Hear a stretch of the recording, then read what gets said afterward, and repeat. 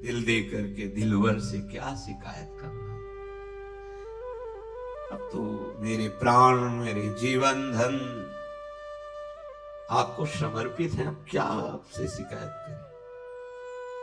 अब तो जो भी जैसे भी आपका विधान होगा हंस कर सहेंगे, कभी किसी से कुछ न कहेंगे। ये थोड़ा प्रेम करके तो देखो, बहुत संबंध बनाए, बहुत प्रेम का नाटक खेल लिया, थोड़ा इनसे भी कर लो। झूठ से ही सही बोलने लगो कि आपके सिवा कोई नहीं। ये ऐसा साचा प्रेम उदय कर देंगे कि झूठ से ही सही, प्रभु के लिए झूठ से ही सही। प्यार नहीं पर प्यार का नाटक करना शुरू कर दो प्रभु से। प्रभु के प्यार को दिखावा कर देना दम्भ हो जाएगा। वास्तविक मेरे को प्यार विषयों से है, शरीर से, भोगों से है, पर सुना है आपसे प्यार करना चाहिए, तो हम आपसे भी कह देते हैं कि हम आपसे प्यार करते हैं। ये झूठा ही तो हुआ, पर सत्य सच्चिदानंद इसी बात को पकड़ लेंगे और जबरदस्ती तुम्हारा सब कुछ अपना जो है वो बना लेंगे, निहाल कर देते। निहाल कह रहे हैं कि नाथ, मेरे जो जीवन में अब दुख सुख आएगा आपसे भी नहीं कहूंगा, क्योंकि आप तो सब कुछ जानते हो ना। यदि आप बहुत अच्छे अच्छे पदार्थ दे रहे हो तो जय हो आपकी, भोग लगेगा आपको, और नहीं दे रहे हो तो जय हो आपकी। जब भिक्षावृत्ति करने जाते श्री सुदामा जी, नहीं मिलती, कोई विशेष उदार होते हैं, देते हैं, ये प्राय बड़ी मुश्किल होती है। जैसे गांव में भी है तो सब उधार ही थोड़ी होते हैं। लौटते घर आते पत्नी पूछती क्यों, कुछ मिला भिक्षा में? नहीं, तुलसी दल ठाकुर जी के चरणों में रखते थे भोग के रूप में, और उसी को प्रसाद रूप में जिह्वा में चरणामृत, किसी से नहीं गए। एक बार केवल भिक्षा के लिए 5 घर निकलते, कई कई दिन भूखे रहते, लेकिन नान्य आश्रय और ना कोई शिकवा शिकायत प्रभु से भी। बलिहारी इनके चल। एक दिन उनकी पत्नी ने कहा कि हम आप तो सह सकते हैं, बच्चे इनके प्राण निकल जाएंगे भूख से, कुछ तो उपाय करो। उनका हम क्या उपाय करें, हम भगवद आश्रित हैं, ब्रह्म ऋषि के कुल में जन्म हुआ है, तो हमारी वृत्ति है 5 घरों से मांग करके, हम उपरोहित कर्म करते नहीं जिससे हम जजमानों के यहाँ जाए। अब तो हमारे श्री कृष्ण, बड़ी कृपा है उनकी। ऐसे भगवान भोग का कवल ले ही रहे, एकदम रुक गए। भगवान की आंखें भर आई। रुक्मिणी जी बहुत प्रेमी है प्रभु की दृष्टि से, ऐसी दशा तो किसी भक्त के दुख पे होती है। हमारे प्रीतम की ये दशा, कोई भक्त संकट में है, कहा प्रभु अब आप छुपाइएगा नहीं, आपके मुख को जो जो करके ही हम जीती हैं, तो हमें आपके हर चेष्टा को पता है। इस समय आप दुख से दुखी किसी भक्त के। उनका सही कहा आपने, मेरा एक प्राण प्रिय मित्र और भक्त है सुदामा, कई दिनों से भोजन नहीं मिला, और मैं 56 भोग पाऊं तो मेरे अंदर कवल जा नहीं रहा। तो उनका प्रभु आप इतनी बात, आप हमारे स्वरूप को जानते हैं, मैं महालक्ष्मी का स्वरूप हूं, आप इशारा कर दीजिए तो त्रिभुवन की राजलक्ष्मी नई सृष्टि कर दूं। आप दुखी क्यों हो रहे हैं? बोले बस समस्या तो यही है कि वो कुछ चाहता नहीं, चाह कर ले तब ना, वो चाहता नहीं। कैसे दे दूं ये माया, कैसे दे दूं जब चाह नहीं कर रहा? बोले पैदा करो जाके चाह। रुक्मिणी जी ने कहा हम आपको ऐसे नहीं देख सकते, आप जाओ। तो बोले मेरी सामर्थ्य नहीं कि सुदामा के हृदय में चाह पैदा कर दे। हाँ, अच्छी सलाह दी, उनकी पत्नी की तो चाह पैदा कर सकते हैं, लेकिन सुदामा के भगवान कह रहे मेरी सामर्थ्य नहीं है। नरसिंह भगवान 5 वर्ष के बालक प्रहलाद से कहते मेरी आज्ञा का पालन करो, मैं आज्ञा करता हूं, वरदान मांगो। स्वामी की आज्ञा अक्षरशः पालन की जाती है। प्रहलाद जी ने कहा प्रभु अवश्य, मैं एक वरदान मांगता हूं कि मेरे हृदय में कोई मांगने की इच्छा ही ना। आज्ञा का भी पालन हो गया और भक्ति की स्थिति भी जाग, भगवान भी है उसके हृदय में, क्योंकि भगवान से बढ़कर उनका नाम उसके हृदय में विराजमान। समझो, आप समझो, भक्ति के स्वरूप को समझो। भगवान भिक्षुक के रूप में अपने भक्त के घर जाते हैं। भिक्षाम देहि, अतिथि धर्म का ज्ञान रखने वाली महाभागवत सुदामा जी की पत्नी सुशीला, ऐसा कुछ नाम, निकली और उनका क्षमा कीजिएगा, हमारे घर में जनना सोच चल रहा है। जनना सोच जन्म बालक का होता है तब उसे मना, भरणा सोच और जनना सोच होता है। ठीक है, हम 10 दिन बाद आ जाएंगे, मत आना। क्यों?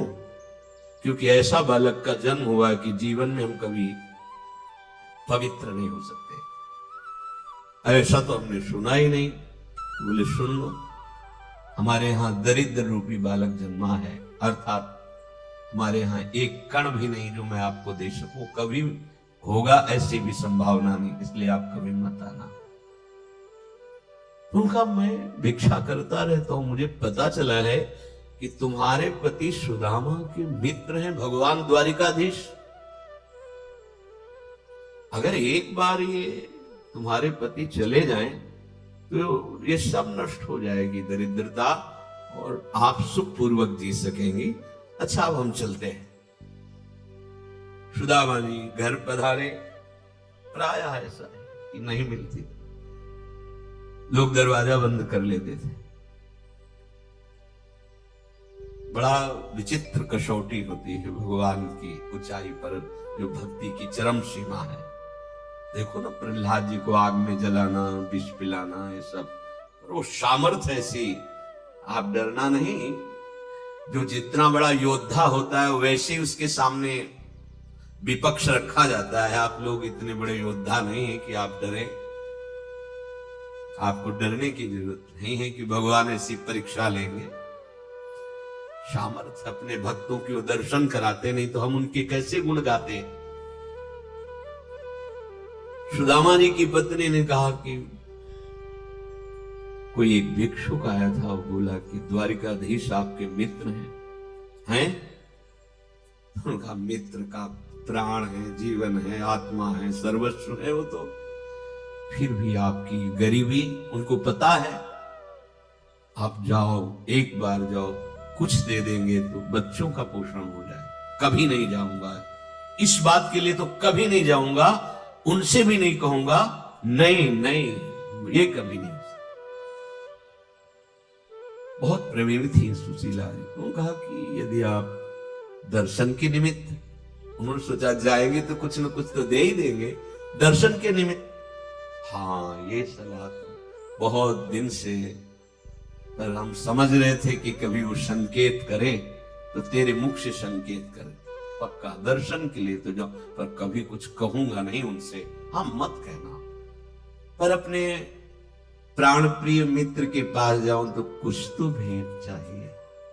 गुरु के पास, मित्र के पास, बेटी के यहाँ, ऐसे कुछ, भगवान के मंदिर में कुछ पत्रम पुष्पम फलम कुछ तो हो।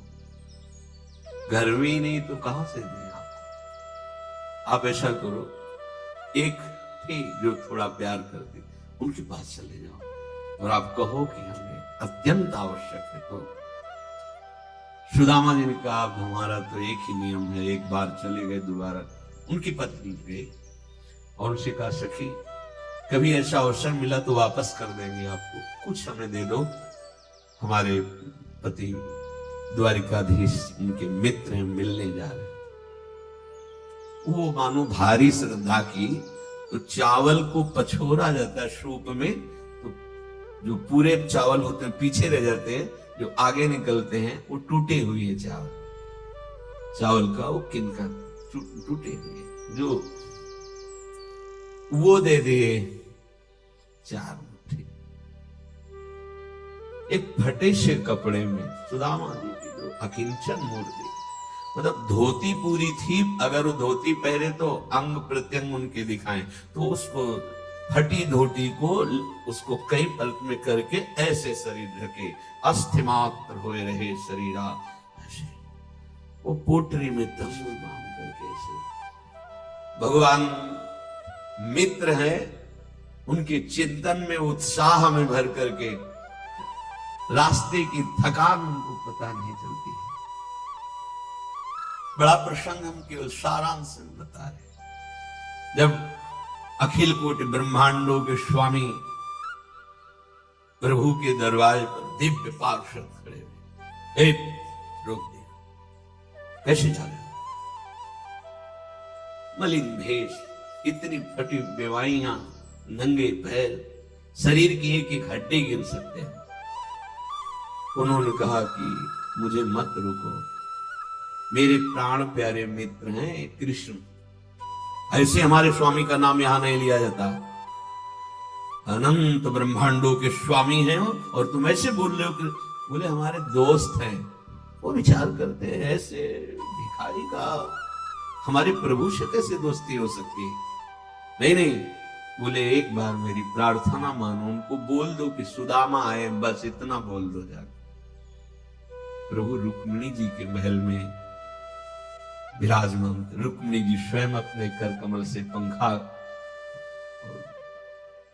प्रभु अर्ध निमीलित नेत्र विराजमान लेते, द्वारपाल गया, प्रभु की जय हो। अचानक इस समय तुम्हारा कैसे आगमन हो? क्योंकि ब्रह्मा भी आ जाए, भगवान शंकर भी आ जाए, तो इंतजार होता था जब प्रभु रुक्मिणी जी के महल से बाहर पधारेंगे तब सूचना। इस समय के बोले प्रभु एक भिक्षुक है, बहुत ही दुर्बल तन है, और वो बार बार हठ कर रहे हैं कि मेरी सूचना आप तक पहुंचा दी जाए, तो इसलिए विनय करते हैं हम कि क्षमा कीजिए, इस समय नहीं आना चाहिए। पर उसकी करुण पुकार सुनकर, कौन है, कहां से है प्रभु? ये तो सब नहीं, बस उन्होंने सुदामा, पूरा सुदामा बोल नहीं पाए, भगवान आसन से किधर और भाग पड़े से। सब आश्चर्यचकित पदाधिकारी हो रहे हैं, जो भगवत पार्षद क्या है ये और क्या है ये। दौड़ के प्रभु आए, जैसे बहुत समय से बिछड़े हुए पुत्र से अपने पिता मिलते हैं, ऐसे दौड़ के सुदामा को। सुदामा जी बहुत संकोच में कि मेरी हड्डियां इनके सुकुमार शरीर पर चुभ रही होंगी, वो भगवान ऐसी अगवानी तो ब्रह्मा जी की भी नहीं की, भगवान शंकर की भी नहीं की, जैसी सुदामा जी। कहां बैठा ला जाके? रुक्मिणी जी के महल में, उस पलंग पर जिस पलंग के दर्शन भी नहीं हो सकते बड़े बड़े योगियों को, डेहरी की प्रणाम करके ही वापस होना, उस पलंग पे सुदामा जी बैठे। भगवान स्वयं थाल लाते हैं, चरण स्वयं अपने कर कमल से, ये वो है देयम सदा परिभवग्नम अभीष्ट दोहम तीर्थास्पदम शिव विरंचि नुतम शरणम। अपने भक्त के चरण भगवान पर, मतलब कैसे कोई समझेगा? दास हैं, दास के प्रति कितना प्यार, स्वयं दास था भगवान का, चरण पीतांबर भगवान, उससे पूछ ले। और इतना ही नहीं, अश्रुओं की धार भी भगवान की, बड़ी बड़ी बेवाएं कंटक गड़े हुए, भगवान का हृदय। भगवान ने सुदामा जी को प्रगट में कुछ नहीं दिया, क्योंकि कुछ चाह नहीं। कई दिन रुके, फिर सुदामा जी ने कहा प्रभु आदेश हो तो चलेंगे फिर कभी दर्शन करने। हाँ, ऐसे भगवान चलते हैं रास्ते, आप इधर चले जाना, फिर वहां से ऐसे मुड़ जाना, और देखो ये जो नई पोशाक पहनाई है इसको उतारना, क्योंकि रास्ते में चोर आदि मिलेंगे, वही अपनी पोशाक पर। बोले बड़ी कृपा, कुछ रास्ते में बहुत प्रसन्न हो रहे कि कितने कृपालु हमारे मित्र हैं, हमको माया नहीं दिया कि कहीं ये गरीब अकिंचन माया पाकर मुझे भूल न जाए। मेरे मित्र कृष्ण कितने कृपालु हैं, पग पग पर उनको कृपा का अनुभव हो रहा, ऐसा नहीं लगा। और हंसी आती कि बहुत लोभ से भेजा था ना, चतुराई से कि कुछ न तो कुछ दे देंगे, अब जाके कहूंगा कुछ नहीं।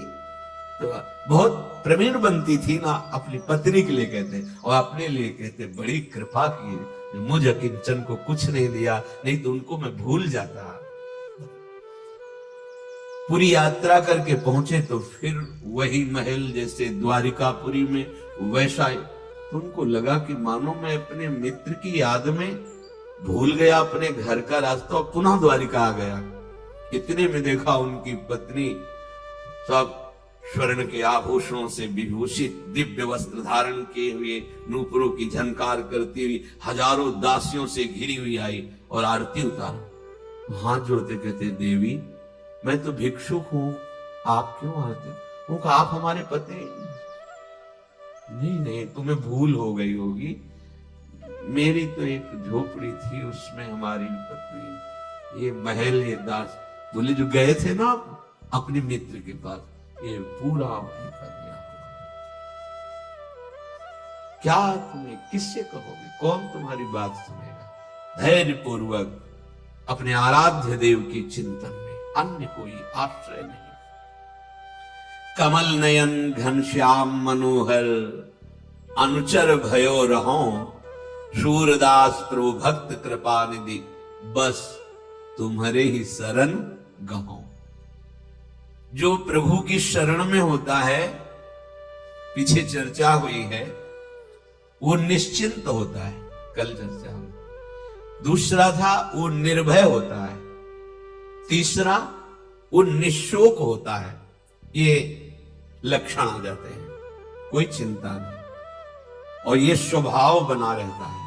जैसे हमें कभी किसी ने कहा है कि अमुक जगह बड़ा भय है, उधर मत जाना, सच्ची मानना हम रात्रि वहीं व्यतीत की है। फिर अगर हम भयभीत हो गए तो भरोसा क्या, हम देखेंगे उस भय को और देखेंगे भय रहित करने वाले प्रभु की कृपा को। जैसे हमें कहा उस खंडहर में मत जाना, गंगा किनारे जैसे वहां भूत जो है रहते हैं और बहुतों को पटका है, आप वहां मत जाना। तो वो कहते हैं भ्रमण करते हैं, नहीं जाएंगे, उनको संतोष के लिए, क्योंकि संत महात्मा और खसक लेते हैं और वहीं जाके लेटते हैं, बैठ गए, देख कहां कुछ है। अरे कौन ऐसा त्रिभुवन में है शक्तिशाली जो हरि के दास को भयभीत? उस समय बच्चा थे, त्यारा से निकले, पूरे जीवन ऐसे गंगा किनारे तो 100-100 कदम पे लाशें ऐसे। अब तो बड़ा शासन हो गया, पहले तो गांव के लोग ऐसे ही प्रवाहित कर जाते वहां। 50 किलोमीटर से आ रहे तो लकड़ी और कंडा कौन वहां लेगा, तो बस ऐसे रज बांधी कपड़े और प्रवाहित करके छोड़ दिया। ऐसे ऐसे कुत्ते चीथ कर खाते रहते, कोई भय? भगवान का भरोसा तो भय नहीं। भय तो तब होता है जब तुम्हें अपना भरोसा है, जब भगवान का भरोसा तो कभी भय नहीं। बड़े बड़े भय के अवसरों पर भी, दिन की बात है, दिन की बड़ी मस्ती से गंगा किनारे एक छोटी छड़ी रखते थे, चले जाए, बगल में एक लाश को 8-10 कुत्ते खा रहे थे, बड़ी शांति से खा रहे थे, हमें कोई भय नहीं लगा। हम जो ही 100 कदम आगे निकले, जैसे काल उन पे सवार हो गया हो, एकदम जोर से आवाज करते हुए दौड़े। देखा कि दर्श रहे तो हम भी दौड़े आगे के लिए। हम इधर आगे के लिए दौड़ रहे हैं, उधर नाविक कोई बांस की बल्ली बड़े लिए, वो नाव खींच के लाया, वो हमारी तरफ दौड़ा। बस नजदीक ही पहुंचने वाले थे कि लंबा बांस उसका प्रहार करना शुरू किया। तो बाबा होश में, ये लाश खाने वाले कुत्ते जिंदा खा जाएंगे, ये कौन है? हमें क्यों परवाह? हमने देखा कि वो नाव रफ्तार से ऐसे बांस बल्ली से लाया और कूद पड़ा दौड़ के। कौन है? हमारा कौन था? वो मेरा प्रभु था, बैठ गया उसके अंदर, चल रक्षा कर, चल के। हमारी इतनी बड़ी छड़ी थी कि वजह से, अरे डर नहीं, जहां कहीं डर, जब इधर से आरती श्री जी की शयन की हो जाती है 9 सवा 9 बजे, उधर कभी कभी वो कृपा करके ले जाते हैं, आए चलो क्यों मांगोगे, हमारे घर पालो, चल पाके आ रहे थे मस्ती से, तो रात्रि हो गई। एकदम जैसे पालतू कुत्ता बड़ा वाला एकदम हमारी तरफ दौड़ते हुए ऐसे अकेले ऐसे, एक बालक है और एक ईंट सीधे ऐसे हमारी को करते वापस। हमने कदम कदम पे देखा है कि मेरे प्रभु कोई ना कोई रूप लेकर के आते हैं और हमें निर्भय करते हैं।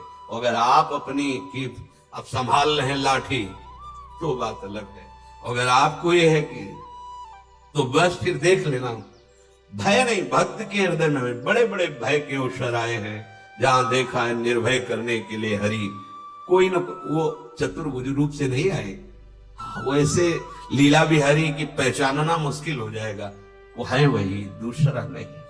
भय नहीं, भक्त शरणागत के हृदय में भय, अगर भय है तो अभी शरणागति में कच्चाई है, अभी पक्का है, अभी पका नहीं, शरणागत निर्भय। तीसरा निशोक, जो बात बीत चुकी है उसको लेकर शोक भक्त को नहीं होता। जब हम कह रहे हैं आपसे कि हमारे स्वामी कह रहे हैं कि सर्वधर्मान परित्यज्य माम एकम शरणम व्रज, तो हम त्वाम सर्व पापेभ्यो मोक्षयिष्यामि मा शुचा। तो आज तुम सत्संग सुन रहे हो, कल से पीछे जिंदगी में जो कुछ हुआ तुम चिंता मत करो, उसका शोक मत करो, अब तुम नाम जप करो, सब ठीक हो जाएगा। अहम त्वाम सर्व पापेभ्यो मोक्षयिष्यामि मा शुचा, मेरे स्वामी कह रहे हैं। उनके लिए कोई दुर्लभ बात है क्या? बीती हुई बात को लेकर शोक करना वर्तमान के समय में मानो समय बर्बाद करना है। अरे पीछे तो गलती हो ही गई, अब हम इस समय को उसके चिंतन में बर्बाद, राधा राधा राधा राधा राधा। वर्तमान समय हमारा भगवत चिंतन में जाए, ना कि पीछे की बातों के चिंतन में, और आगे की बात कहीं ऐसा ना हो जाए, कहीं ऐसा ना हो, नहीं, वो गलती थी, हो गई अज्ञान की धरा में। अब हम भगवान की शरण में हैं, सत्संग मिला है, अब हम वो दोबारा गलती नहीं करेंगे और भगवान हमारे सारे पापों को नष्ट कर देंगे। उनके वचन कभी मिथ्या नहीं होते, इससे उन्हीं के बल से कहते, आज से पीछे की बात छोड़ो, तुम आज संभालना शुरू करो।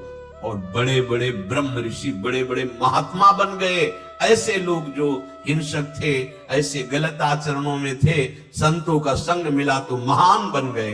हम उसी इतिहास, उन महापुरुषों के वचन और उनकी कृपा का जो कुछ अनुभव गुरु जी के प्रताप से हुआ, उसके बल से कहते हैं तुम निश्चिंत रहो। आपने उनको दूर मान रखा इसलिए चुपचाप बैठे, तो जिस दिन तुम अपना मान लोगे तुम हलचल शुरू हो जाएगी। भगवान अपने घर के हैं भाई, भगवत प्राप्ति कोई बहुत दुर्लभ बात नहीं है, दुर्लभ बात है माया के आकर्षण से बच पाना। भगवान की प्राप्ति, हाथ उठा के कहता हूं, ये तो कभी शब्द कान में मत पड़ने देना, नहीं तो जन्म बिगड़ जाएगा। जहां कोई कहे कि ऐसे कोई भगवत प्राप्ति होती तो कान में उंगली डाल लेना, नहीं सुनना। मुझे प्रभु मिलेंगे और निश्चित मिलेंगे, ये उनके वचन है, ये यथामाम प्रपद्य। पर दिमाग में नहीं टिकेगा जिसको श्री जी की प्राप्ति नहीं होनी, वो हमारी ये बात बैठा ले नहीं पाएगा। जानबूझकर आचरण गंदे तो होने ही ना पावे। जानबूझ के आप कोई दृश्य देख रहे हैं, कोई बातें कर रहे हैं, कोई क्रियाएं कर रहे हैं, ये जानबूझकर तो किसी भी तरह से अशुद्ध आचरण होने ना पावे। अगर कहीं चूक हो जाती है, असावधानी बन जाती है, तो कृपा बल आपकी समस्त बुराइयों को मिटा देगा, क्षमा कर देगा। एक होता है जानबूझ, जानबूझ का मतलब संकल्प के सहित। एक अचानक ऐसा कुछ हो गया, वो समझ नहीं पाया, वो प्रभु देखते हैं, वहां वो बचा लेते हैं, हर तरह से बचा लेते हैं, गिरने पर भी बचा लेते हैं। होता है, अचानक भी हो जाता है। कोई घटना घटी है, धक्का लग गया, वो पिटाई शुरू कर दी, गाली हो गया, लड़ाई झगड़ा, कुछ कई तरह की ऐसे पाप प्रवृत्तियां अचानक हो जाती हैं, जिनको पता नहीं चल पाता। वो भगवान की कृपा संभाल लेगी। जानबूझकर संकल्प करके क्रोध करना, काम की बात, अहंकार की बात, ये उपासक को इस पाप मेरी दृष्टि को दूर करो, बहुत जल्दी आनंद मिलने लगेगा, बहुत जल्दी। ये भ्रम तो हमारे हाथ जोड़कर प्रार्थना छोड़ दो कि भगवान दुर्लभ वस्तु है, छोड़ दो बिल्कुल मत। हम अपने संत महापुरुषों के अनुभव की और छाती की बात कहते हैं, ये छोड़ दो भ्रम कि भगवान दुर्लभ है। दुर्लभ है ये संसार, दुर्लभ है संसार, क्योंकि ये न था न है न रहेगा, तो कैसे मिलेगा। नासतो विद्यते भाव, इसकी सत्ता ही नहीं, उसके लिए तुम जन्म जन्मांतर से भटक रहे हो। मिला है संसार तुम्हें आज तक, क्या है तुम्हारे पास? जहां हटे तो फिर वैसे ही, कुछ नहीं, केवल लगा कि हमने बहुत बटोर लिया। जपो नाम प्रभु का, अगर नाम जपा है तो फिर ऐसा नहीं हो सकता तुम खाली हाथ जाओगे। ये ऐसी बात तो कभी सुनना भी नहीं, अंगुली कान में डाल लेना। हम भूल गए इसीलिए ये बात है, नहीं तो हमारे वो खिलौना है, हम उनके खिलौना नहीं खेल रहे सखा उनके कांधे पे चढ़ के। ये हमारे खिलौना है, हम उनके खिलौना है। अब पता नहीं पहले कौन खिलौना बना, वो तो वो जाने, लेकिन वो हमारे खिलौना है। होंगे जिनके लिए दुर्लभ, हमारे लिए दुर्लभ नहीं है। हमारे हृदय हैं, हमारे हृदय विहारी हैं, हमारे जीवन धन। और ये हम अपनी बात नहीं कहते, सबकी बात कहते हैं। आपने उनको दूर मान रखा है, इसलिए चुपचाप बैठे हैं। और जिस दिन तुम अपना मान लोगे, हलचल शुरू हो जाएगी, शांताकारम में हलचल शुरू हो जाएगी। आपको हृदय में दिखाई देगा हलचल होने लगी, हलचल होने लगी। जैसे गर्भवती माँ को पता चल जाता है, हाँ इधर हलचल हुई, इधर हलचल हुई, ऐसे ही भजनानंदी उपासक को पता चलने लगता है कि हृदय गर्भगृह में प्रभु अब हलचल शुरू कर दिए है। आनंद की हलचल, आनंद की उमगन शुरू हो गई है। आप अपने आचरणों को अशुद्ध ना होने दीजिए और अच्छापन का अभिमान भी ना आने दीजिए इस रस की प्राप्ति के लिए, कि हम तो कोई गंदे आचरण करते नहीं, इस बात का अभिमान ना आने दीजिए। किसी ने कहा था, जो आप 24 लक्षण दुर्गुण बताए, एक दिन सत्संग में हुआ था, हम में से एक भी नहीं है, गारंटी से कह सकते हैं। हंसी आई थी, भैया ये गारंटी, ये सब अहम बोल रहा है, अहंकार, और ये सब गुणों का अभिनेता है, यही सब अभिनय करता है, यही काम बन जाता है, ये क्रोध बन जाता है, ये लोभ बन जाता है, अहंकार। अहंकार विमूढ़ आत्मा करता हमिति मन्यते। और जो निर्दोष हैं वो कह रहे हैं, वह हम तुच्छा परम मधमा प्राण योग। बहुत विचित्र खेल, बहुत सावधान। अशुद्ध आचरण अर्थात पापाचरण करना नहीं, अच्छे आचरणों का अभिमान नहीं करना, क्योंकि गुरु प्रदत्त होते हैं। आराध्य देव की कृपा से दैवी संपदा का अवतरण हृदय में होता है। आपको प्रयास करना है प्रभु के नाम जप का, चिंतन का। अशुद्ध आचरण करना नहीं, शुद्ध आचरण का अभिमान नहीं आने देना, और हमारा सारा का सारा प्रयास प्रयत्न प्रभु के चिंतन करने का है, प्रभु के स्मरण करने का है। अनन्य चेता बनने में देर नहीं लगेगी। अनन्य चेता सततम यो माम स्मृति नित्य सा तस्याहम सुलभा पार्थ नित्य युक्त योगिना। आप भाव करके देखो, भगवान की प्राप्ति दुर्लभ है। भगवान अपने घर के हैं भाई। माया भगवान की घरनी है, जिसे तुम अपनी घरनी बनाना चाहते हो। कभी नहीं बना पाया कोई और न बना पाओगे। मायापति सिर्फ भगवान है, दूसरा कोई नहीं। और आप सब माया को अपनी घरनी बनाना चाहते हो, नहीं स्वामी बनना चाहते हो ना माया के। कौन हो? भगवान अपने घर के हैं भाई। भगवत प्राप्ति कोई बहुत दुर्लभ बात नहीं है। दुर्लभ बात है माया के आकर्षण से बच पाना। भगवान की प्राप्ति, हाथ उठा के कहता हूं, ये तो कभी शब्द कान में मत पड़ने देना, नहीं तो जन्म बिगड़ जाएगा। जहां कोई कहे कि ऐसे कोई भगवत प्राप्ति होती, तो कान में उंगली डाल लेना, नहीं सुनना। मुझे प्रभु मिलेंगे और निश्चित मिलेंगे, ये उनके वचन है। ये था माम प्रपद्यत। गोस्वामी जी बहुत सुलझे हुए महापुरुष हैं, तुलसीदास जी महाराज। इसमें हमें ये बताओ कि इसमें क्या शब्द कहा है। पहला शब्द है बिगड़ी जन्म अनेक की, समझ में आ गया। अब ही सुधरे आज, ये भी बस समझ, आज अभी सुधर जाएगी। क्या कह रहे, हो ही राम को, बस इतने में रुक जाओ, इतने में तुम्हारी बिगड़ी संभल गई, तुम्हें भगवत प्राप्ति हो जाएगी। चाहे जितने जन्म तुम बिगाड़ किए हो, तुम्हें भगवत प्राप्ति कितने में हो जाएगी। गोस्वामी जी बोल रहे हैं, बोले अभी हृदय में स्वीकार करो कि हे प्रभु मैं आपका। गोस्वामी जी कोई साधन ही आप बता रहे हैं। अब जितनी श्वासें और जीवन बचा है तो नाम जप, काम तो यहां हो गया। अब नाम इसलिए जपो कि ये बात तुम्हारे हृदय में दृढ़ हो जाए, जो स्वीकार किया है दृढ़ हो जाए। और नाम जपने में जो तुम्हें बाधा पहुंचाते, तज कुसमाज, गंदी बातों का त्याग करो। ये बाद के बात कही है, भगवत प्राप्ति की बात तो इतने से हो गई कि अब ही सुधरे आज हो ही राम को। ये बहुत चिंतन की हुई, शोधी हुई बात है। अब हम कह तो रहे, एक बार बरसाने में भी गहवर बन के पहले साकरी खोर में बैठ करके कहा था कि हमारी श्री जी के प्रति जिसके हृदय में ये बात आ जाएगी कि हमारे माई श्यामा जी को राज आज इस परम पावन भूमि पर बैठ कर कह रहे, निश्चित उसको श्री जी प्राप्ति निश्चित होंगी। श्री जी निश्चित, पर दिमाग में नहीं टिकेगा जिसको श्री जी की प्राप्ति नहीं होनी, वो हमारी बात बैठा ले नहीं पाएगा। वो एकांत में कुछ लोग साथ में, ये हम कोई प्रवचन नहीं कर रहे, हम हृदय खोल के आपके सामने रखते हैं। हमें कोई परवाह नहीं इस बात के लिए कि दुर्लभ वार, दुर्लभ समय है, दुर्लभ बात को पकड़ लो। कोई साधन बल नहीं तुम्हें पहुंचा सकता प्रभु के पास, ये हम भी कह रहे हैं। एकमात्र आश्रय बल, आज तक जिसको कभी भी कहीं भी भगवत प्राप्ति हुई, वो अपने साधन बल से जब हार करके पुकारा है तो भगवान मिल गए। तो ये तुम्हारे है ही क्या साधन है, तुम क्यों नहीं हार जाते, क्यों नहीं स्वीकार कर लेते, हे प्रियालाल मैं आपका हूं, हे लाडली मैं आपका हूं।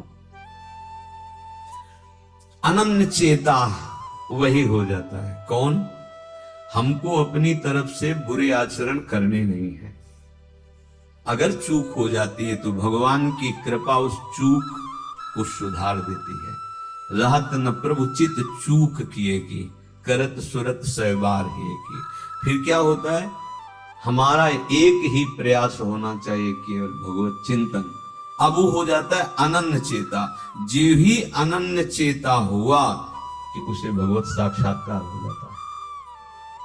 भगवान का दर्शन बिल्कुल दुर्लभ नहीं। भगवान की देखो जो ये दुर्लभता वर्णन की गई है, आप जैसे ग्वारिया बाबा या भक्त गोपाल चरवाहा या ओम प्रकाश जी या और भी बड़े बड़े, पाई भर इनको कष्ट नहीं होता। हम तुम शरीर में हैं, प्राणों को पोषित देख करके सुखी हैं, इसलिए ऐसा 70 दिन भोजन नहीं किया। अरे तुम क्या जानो, अनंत ब्रह्मांडों का पोषण करने वाला प्रभु उनको पोषित कर रहा है, अमृत सुख दे रहा है, तो इस अन्न पानी की क्या बात रह गई। तो ये थोड़ी कि इतना भयानक कष्ट उसने सहा, कष्ट सह के नहीं, अपार सुख में 70 दिन व्यतीत हुए श्री ओम प्रकाश जी के। अपार सुख में रंत देव जी के कितने दिन व्यतीत हुए, अन्न पानी भी नहीं है, अपार सुख। वो भगवदानंद कैसे बाह्य देहाभिमानी जीव बुद्धि की कहां पहुंचे उस सुख के लिए। ये चिंता मत करो, ये कोई दुख नहीं है। जिस साधक को अपने शरीर सुख आराम देने की वृत्ति बन गई है, बहुत ध्यान से सुनिएगा, हमारी कुछ ऐसी कमियां हैं जो हमें आगे नहीं बढ़ने देती।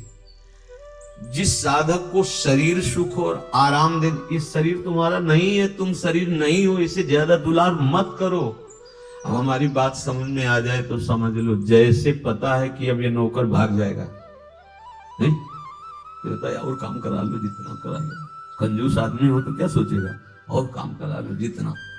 ऐसे ही ये भागेगा, ये मरेगा, ये नष्ट होगा, और भजन करा लो, जितना भजन करवा लो इससे, जितनी जगत की सेवा करवा लो, जितना दूसरों का मंगल करवा लो। इसको ये नहीं कि खूब सजा धजा के खूब सोआओ खाओ पियो भोग अरे धोखा धोखा, भारी धोखा, इससे दुलार करना धोखा, इसका बहुत दुलार करना मतलब दुर्गति का पूरा पक्का इंतजाम कर लेना। अभी बात सबकी समझ में नहीं आएगी, क्योंकि बहुत प्रचंड भगवती माया का आकर्षण है। इसी से तो आकर्षण है। शरीर को आराम देने की वृत्ति, सुख देने की वृत्ति, विलासिता की वृत्ति, ये साधक को साधना में, उपासना में आगे नहीं बढ़ने देती और ये अधिक दुख और चिंता प्रदान करने लगती है। हरिजन छाड़े विषयन की करत गुलामी। बहुत सावधानी, कड़वे वचन जरूर है। तुम्हारी मौज हो तो महलों में रखो, तुम्हारी मौज हो तो फुटपाथ में, तुम्हारी मौज हो तो पुजवाओ, तुम्हारी मौज हो तो पिटवाओ। न शिकायत है और न जय हो है कि बहुत कुछ अनुकूल हो गया तो जय हो और प्रतिकूल हो गया तो शिकायत नहीं। तुम सिर्फ मेरे हो और मैं सिर्फ आपसे प्यार करता हूं, बस। ये बहुत सावधानी की जरूरत है। साधक शरीर को आराम देना, विलासिता। अब ये कोई हम कथा नहीं सुना रहे, घटना सुना रहे, क्योंकि जीवन भ्रमण में रहा है। नवीन साधक थे, बहुत अच्छे, वेदांत में प्रवीण थे, पढ़ने में, चिंतन में नहीं। तो बहुत लोग आने लगे थे सत्संग में। तो कुछ लोग जो धनी मानी होते हैं, फल फूल लाना, थोड़ा और अच्छे अच्छे पदार्थ लाना, हाथ जोड़ के पूछना, स्वामी जी आप कोई सेवा बताइए, और कुछ भेंट रख देना। इससे उपासक को प्रियता होने लगती है। ऐसे लोगों में खतरा, जो तुमको नमस्कार भी ठीक से न करे उसकी तरफ तो देख लो, ये उल्टा मार्ग है। सम्मानम कल्याति घोर गर्लम। जो तुम्हें नमस्कार करके बहुत मीठा मीठा और बहुत अनुकूलता प्रदान करे तो दृष्टि तुम्हारी ऐसे होनी चाहिए। तो वो सार बात उनके अनुभव की बात थी कि मर भले चाहे जाए। अब साधक है, बचाएंगे तो भगवान है ही है, एक बार थप्पड़ लगा के लाइन में लाए। तो उनका मर चाहे भले जाए, पर विषयी पुरुषों की दासता स्वीकार न करे। इसलिए संगम त्यजेत मिथुन वृत्ति नाम मुमुक्षु सर्वात्मना न विसृजेत बहिरेंद्रियाणि। सोभरी जी, संगम त्यजेत। संग का तात्पर्य भगवत भाव से सबसे मिल रहे हैं। हमारे प्रभु, हम लोग भिक्षुक हैं जो ऐसे हाथ उठा के चुपचाप रख दिए, जो सामने आ गया भोग लगाओ खाओ, जैसी व्यवस्था, परिचय नहीं होना चाहिए, वही करें। यदि तुम्हारे को शरीर को आराम देने की, भोग विलासता की, अच्छे अच्छे की सब अभ्यास पड़ गया। काशी में एक संत रहते थे, बट वृक्ष के नीचे 80 घाट से कच्चे घाट की तरफ रहते थे। तो अपने को बहुत ये सब आनंद इसलिए मिला कि एकदम फक्कड़ स्वभाव। तो गए तो उनको कई दिन देखा बट वृक्ष के नीचे। दिन में तो गायब रहते थे, जहां भी रात्रि में बट वृक्ष के नीचे आ जाते थे। तो सर्दी का समय था और ये युगल किशोर भी जानते, जो यहाँ वाकई रहेंगे। उनको एक बहुत महंगा साल किसी ने उठाया था, महंगा। काशी तो धनियों की नगरी, तो ऐसे ओढ़े रहे रात भर, और दिन जब सुबह हुआ तो वही छोड़ करके अपना दिन में गायब हुए। शाम के फिर आए तो ऐसा महंगा साल कहाँ रखा है, फिर अपने घर बैठे। संतों की मौज, कभी भगवान साल दुसाला उड़ा दिए, कभी फटा कंबल, कभी ऐसे ही। आसक्त चित्त नहीं की अमुक ने इतना सुखद व्यवस्था कर दी तो उसके प्रति प्रभावित हो जाना, तभी हमारे अंदर प्रेम रस का प्रादुर्भाव नहीं हो जाता। क्योंकि अन्य आश्रय, अन्य चाह, अन्य भरोसा। फिर सुन लीजिए, साधक को शरीर को आराम देने की प्रवृत्ति, सुख देने की प्रवृत्ति और विलासिता, ये दुख और चिंता प्रदान करेगी, भजन को रोक देगी। अपने लोगों की जो हृदय में करुणा वृत्ति होती है वो किसी एक पर नहीं होती है। सर्वे भवन्तु सुखिनः सर्वे सन्तु निरामया। आप भोजन दे रहे हो और वो भोजन छीन रहा है, लेकिन हमारे हृदय से यही निकलेगा कि जैसे आपका मंगल हो, जैसे भगवान उसकी बुद्धि शुद्ध करे और उसका मंगल हो। सर्वे भवन्तु सुखिनः। एक पक्ष आ गया, फंस गए, ममता कर लिए, आसक्ति कर लिए, आपकी गति बिगड़ जाएगी। बहुत सावधानी का एक परमार्थ का विषय है। जब हम शरीर सुख और विलासिता में उतरते हैं तो भारी ये चार बातें उत्पन्न हो जाती हैं। ये भोग सत्य है ऐसा लगने लगता है। देखो, ये भोग सत्य है ऐसा लगने लगता है, और ये बहुत ही प्रिय है, रमणीय है, उसको भोगने की बहुत प्रियता जागृत हो जाएगी, और ये हमें बहुत सुख प्रदान करता है। और चौथा, घोर प्रबल आसक्ति। ये चार चीजें, दुर्गति पक्की हो जाती है।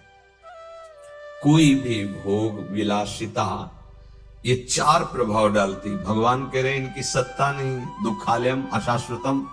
देखो, उल्टी बुद्धि हुई। जो अशाश्वत भगवान कह रहे हैं कि ये है, तो हमें क्या लगने लगता है ये सत्य है। देखो, संसार में यही हो रहा है, ये सत्य है। दूसरा क्या, रमणीय, बहुत भोगने में सुख मिलता है, बहुत, मतलब अब इसके भोगे बिना हम रह नहीं सकते।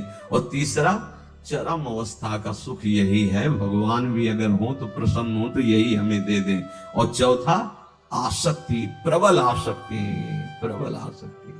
मर सकते हैं पर इससे दूर नहीं रह सकते, ऐसे भोग प्रबल हो जाते हैं। तो उपासक को परम सुंदर, परम सुखदायक, नित्य सच्चिदानंद में प्रभु से प्रेम करना है। तभी हमारा आवागमन, तभी दुख, चिंता, शोक, नाना प्रकार की विपत्तियों से हम बच पाएंगे।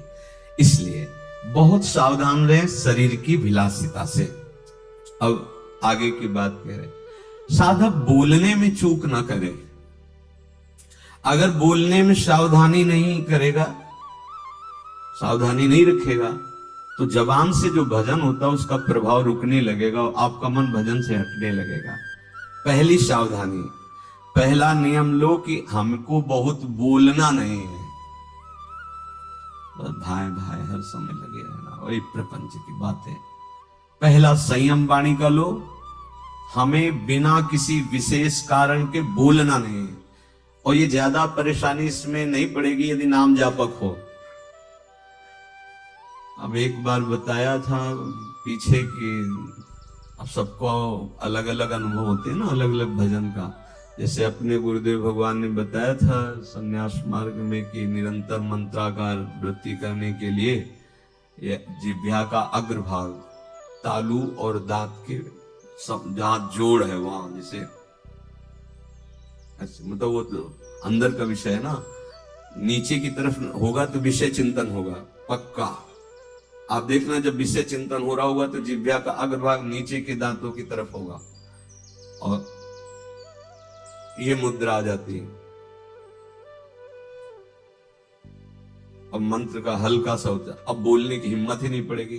कोई बात करना चाहेगा तो आप मुंह फेर के जाना, क्योंकि जब तक हटाओगे नहीं जिह्वा का अग्रभाग, तालू और ऊपर के दांत की जहां से ज्वाइंट है, ऐसे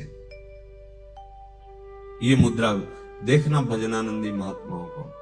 या तो उपांशु में अगर वाचिक नाम जप रहे तो ऐसे चलता मिलेगा, और जो थोड़ा अंतर की तरफ आप हमारे गुरुदेव भगवान को देखना तो यहाँ हिलता नजर आएगा, यहाँ हिलता, देखा है आप लोग, हिलता नजर। जब कभी जैसे चार लोग कोई बात करने लगे तो यहाँ एकदम उन्हें तो शांत अंदर मानसिक, अगर जरा सा हुआ तो इतने सावधान यहाँ से चलने लगता है। अब आपका मंत्र चल रहा है तो आपको बोलने की हिम्मत ही नहीं होगी। जब बोलने का आएगा तो एक मन से अब उसको हटाना पड़ेगा ना जिह्वा का अग्रभाग नीचे, तभी तो बोल पाओगे। तो व्यर्थ की बातें अपने आप बंद हो जाएंगी। दूसरी बात, अगर बोलना है तो पहले ये देख लेना है कि हमारी इस वाणी में किसी की निंदा तो नहीं हो रही है। कभी कभी प्रशंसा करते करते निंदा हो जाती है, यार बहुत अच्छे वो साधक हैं, बहुत अच्छा, मतलब क्या उनकी दिनचर्या ऐसे ऐसे ऐसे, और भी हमने देखा है उनका, बस ये और वो। यहां तक तो ठीक था, इसके आगे जो हुआ तुम्हारे सुकृत नष्ट करने वाला हो जाएगा। वाणी, पहली बात तो हमको ज्यादा बोलना नहीं है, उचित बोलना है। उसमें देखना किसी की निंदा तो नहीं हो रही। जैसे यार बहुत बढ़िया पोशाक ठाकुर जी की है, और वहां जब गए ना, देखा ना, अरे अपने ठाकुर जी की पोशाक के आगे कुछ नहीं थी, मर गए तुम। क्या कर डाला? तुम्हारी तो ठाकुर थे, एक जगह प्रशंसा कर दी, एक जगह निंदा कर दी। प्रशंसा में दोष नहीं है, किसी की प्रशंसा करना और अपनी निंदा सुनना ये दोनों निर्दोष हैं, लेकिन दूसरे की निंदा करना और अपनी प्रशंसा करना ये बड़ा दोष है। पर प्रशंसा इतना कोई चतुर सुजान हो कि प्रशंसा ही केवल हो, उसके उदाहरण में किसी की निंदा ना होने पावे, तो वो प्रशंसा निर्दोष मानी जाएगी। वाणी को बहुत संभाल के साधक, बहुत संभाल के। तो पहली बात तो है कि हमें अधिक बोलना नहीं। दूसरी बात यह है कि अगर हम कहीं बोले तो कभी किसी की किसी भी प्रकार से निंदा नहीं होनी चाहिए।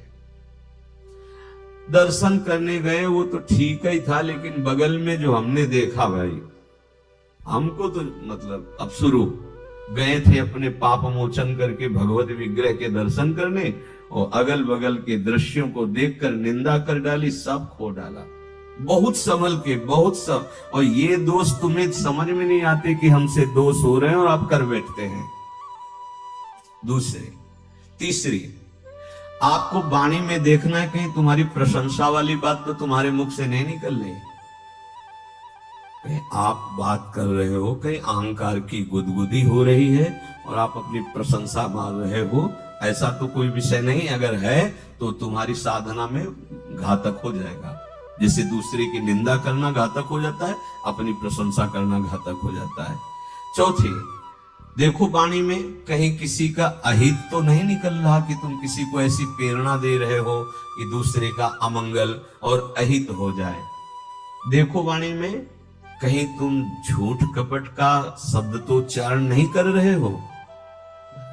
ये 5 बातें अपने जीवन में देख ले। हमें व्यर्थ चर्चा नहीं करनी, वाणी बोलनी है। प्रशंसा भले किसी की कर दो, निंदा होने ना पावे। अपनी प्रशंसा अपने मुख से कभी ना करें। दूसरे का किसी भी तरह से अहित करने वाली षड्यंत्र वाली वाणी ना बोले। कभी झूठ का आश्रय न ले, व्यर्थ चर्चा ना करें। ये अगर वाणी शुद्ध तो बहुत जल्दी, जैसे पहले भावों का वर्णन हुआ, भगवत कृपा से उन भावों का हमारे हृदय में उन्मेष हो जाता है, वो प्रकट होने लगते हैं। शेष चर्चा आगे। श्री राधा वल्लभ।